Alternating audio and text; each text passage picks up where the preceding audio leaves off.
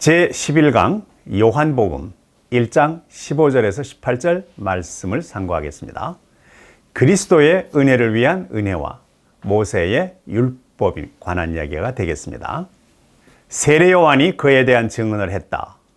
이분이 내가 말한 바로 그분이었습니다 라고 말했다. 이미 자기가 얘기하죠. 이분이야말로 예수 그리스도예요. 내 뒤에 오시는 그분은 나보다 더 높습니다. 왜냐하면 그분이 나보다 먼저 존재했기 때문입니다 라고 이야기를 해요. 원래 세례 요한은 6개월 예수님보다 더 먼저 태어났습니다. 그런데 자기보다 먼저다라고 하는 것은 시간적인 개념이 아니라 바로 지위 문제가 되겠습니다. 그래서 이분이 나보다 먼저 존재했다는 얘기는 세례 요한의 실체는 창세기 2장의 휴메니즘이에요. 휴메니티가 속하고 예수 그리스도는 창세기 1장에 하나님께서 하나님의 영으로 창조한 바로 그 맨이에요. 그래서 위상으로 보면은 다릅니다. 그래서 내 뒤에 오시는 분은 나보다 랭크가 더 높다 이렇게 말씀하셨고, 먼저 존재했다 이런 얘기는 바로 2장보다 1장이라는 얘기를 알아야 이해가 가는 부분입니다. 다음, 우리 모두는 그분의 충만함으로부터 받았습니다. 은혜를 위한 은혜 말입니다. 이렇게 되죠. 그분의 충만한 건 뭐냐면 은혜를 위한 은혜가 충만하다는 거예요. 은혜를 위한 은혜는 뭐냐 그러면은 부활을 얘기하는 거예요. 창세기 2장에서 1장으로 넘어가는 부활, 그 은혜를 위한 뒤에 은혜란 뒤에 은혜는 가스펠, 복음서, 복음이에요. 가르침이에요. 그리고 예수 그리스도의 가르침으로 충만하더라. 이거 우리가 알고 있어야 예수 그리스도의 가르침을 충분히 이해할 수 있도록 해야 되는 거예요. 왜냐하면 율법은 모세를 통해서 주어졌습니다. 그러나 은혜와 진리는 예수 그리스도를 통해서 왔습니다. 이게 굉장히 중요합니다. 왜 은혜로 충만하냐 그러면은 율법이 모세로부터 왔다는 얘인데, 모세는 여호와 하나님과 여호와의 많이 받고 역사한 인물입니다. 그분이 전해준 것이 율법이거든요. 율법은 우리에게 매우 힘을 많이 들게 만들어요. 물론 중요하긴 한데 그걸 지키느냐 못 지키느냐 여러 가지 고민이 많아요. 근데 그러나 예수는 진리, 은혜 이 두 가지를 여러분에게 해줬어요. 여러 개 힘들게 사는 세상이지만 1장으로 가는 것은 진리로 가는 것이고 1장으로 가는 방법은 은혜예요. 예수 그리스도의 가르친 방법, 그걸 따라서 1장의 진리로 가는 길, 이게 충분하더라. 우리에게 고통과 괴로움을 주는 게 아니라 방법과 즐거움과 희망을 주셨다, 이런 얘기가 되는 거예요. 아무도 하나님을 본 적이 있는 사람은 어느 때도 없었습니다. 그러나 독생자가 아버지의 가슴 속에 있는데 그분이 하나님을 알려주었습니다 하고 세례 요한이 외쳤습니다. 그럼 아무도 하나님을 본 적이 있는 사람은 없다. 너무 크셔서 못 보는 거예요.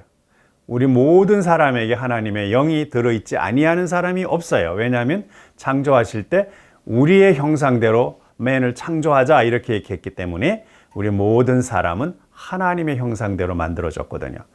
그 형상을 가지고 있는 우리가 우리를 만들어주신 그 형상을 느낄 수도 있고 같이 역사할 수는 있지만 그 전체적인 모습은 본 사람도 없고 볼 수도 없다는 얘기입니다. 자, 그럼 그 얘기는 누가 했을까요? 네, 독생자, 하나님과 함께 계셨던 예수 그리스도, 창세기 1장에서 같이 있었던 그 예수, 그분이 하나님이 계시다. 여호와 하나님의 세계도 중요하지만 하나님의 세계가 계시다. 하나님의 세계로 돌아가라. 돌아가는 방법을 여러분들에게 내가 가르쳐 주겠다 라고 이렇게 선포한 사실이 독생자가 와서 아버지 하나님의 존재와 가는 방법을 말씀해 주신 거다, 이런 말이에요. 자, 그러면 이번에 한 내용을 하나하나 Q&A로 물어보도록 하겠습니다. 그가 나보다 먼저 있었다는 것은 무엇을 의미합니까? 네, 예수 그리스도는 창세기 1장에서 창조된 그대로 하나님과 계시던 분이고, 세례 요한은 2장에서 휴맨으로 바뀌어서 변질된 모양의 깨달은 자입니다. 이렇게 차이가 있습니다. 다음 두 번째, 은혜를 위한 은혜의 의미는 무엇입니까? 네, 은혜를 위한 은혜 그랬으니까 앞에 있는 은혜는 부활이에요. 창세기 2장에서 1장으로 넘어가는 부활을 위한 두 번째 은혜는 가스펠, 복음입니다. 가르침이에요. 예수님의 본이에요. 자, 이 두 가지입니다. 3. 율법은 모세를 통해서, 은혜와 진리는 예수 그리스도를 통해서 왔다는 의미는 무엇입니까?